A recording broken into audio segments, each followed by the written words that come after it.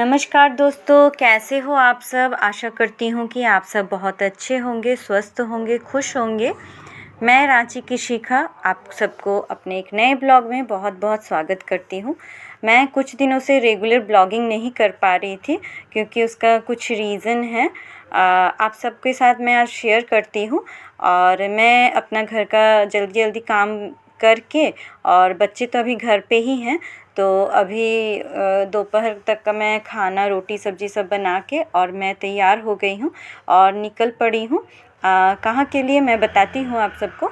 मैंने 2023 में फॉर्म भरा था झारखंड लेडी सुपरवाइज़र का, तो उसका वैकेंसी निकला था, तो फॉर्म भरा।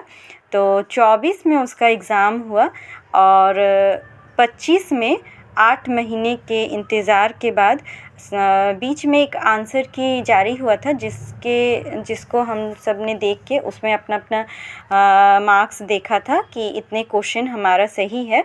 तो उस हिसाब से हमें लग रहा था कि हम पास हैं। कट ऑफ कितना गया है अभी हमें पता नहीं है, लेकिन हम लोग को लग रहा था कि मार्क्स अच्छा है तो हम लोग पास कर जाएंगे।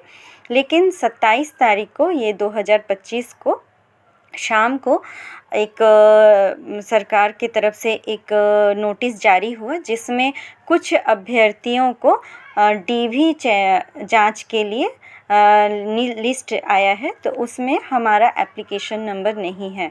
तो उसी के लिए मैं अभी रांची के जो जेएसएससी ऑफिस है नामकुम में, काली नगर में, चाय बागान काली नगर में, वहाँ पे मैं आई हूँ।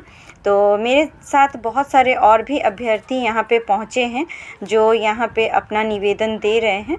तो हम सब लोगों ने एक ही साथ सब एप्लीकेशन को लिखा है और सब लोग ने साइन किया, उसमें एप्लीकेशन नंबर लिखा और हमारा जो सचिव महोदय तक अपना बात पहुंचाना था वो सब लिख के, और हम लोगों ने यहाँ पे दिया हुआ है और बैठे हैं यहाँ पे।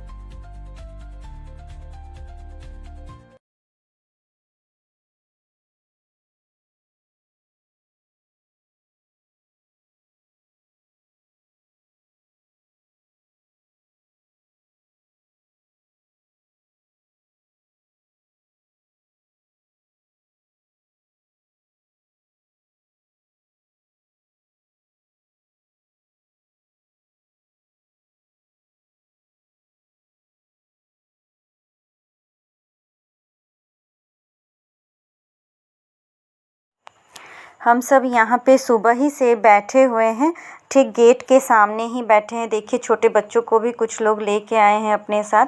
मैं तो अपने बच्चों को घर पे रख के आई हूँ, थोड़े बड़े हैं इसलिए, लेकिन बहुत दिक्कत हो रहा है। सब रोड पे ही बैठ गए हैं और पेपर हमने अंदर भिजवाया है, लेकिन कुछ लोग आके बाहर बोल के जा रहे हैं कि नहीं मिलेंगे, आप लोग जाइए।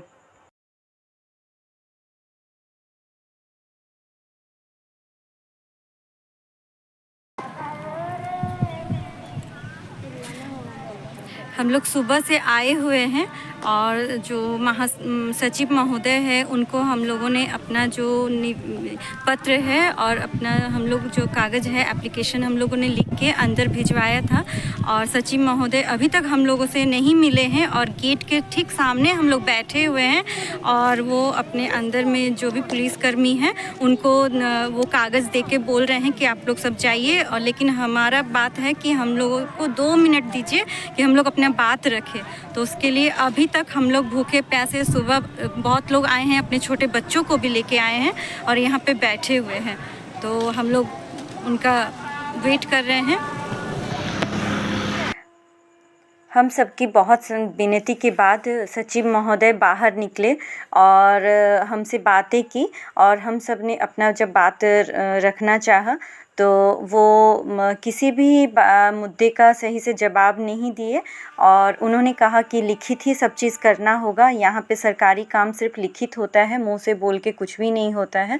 तो उन्होंने बोले कि आप लोग लिखित दे के और फिर जाइए, आगे का जो भी आयोग है वो करेगा, देखेगा।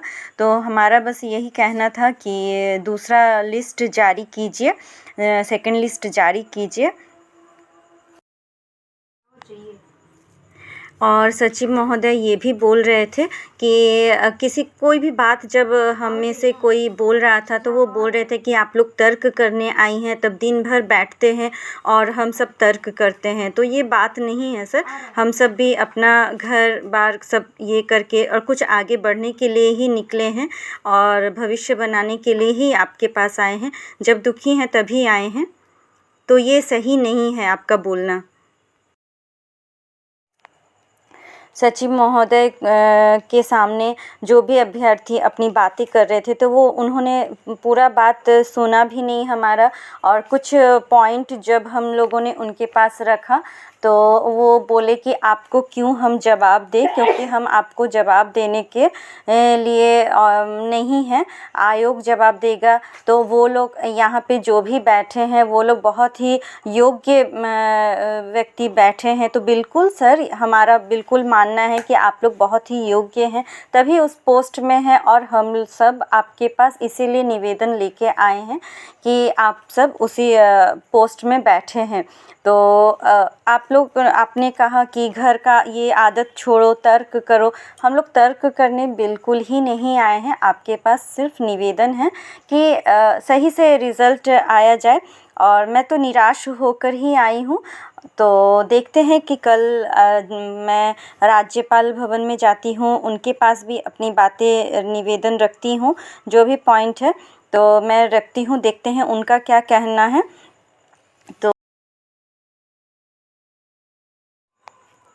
तो चलिए आज का वीडियो मैं यहीं पे एंड करती हूँ और आप सब अपना ध्यान रखिए, स्वस्थ रहिए, खुश रहिए और मेरे चैनल को सब्सक्राइब कीजिए ताकि मैं जो भी अपडेट करूँ आप तक पहुँचे।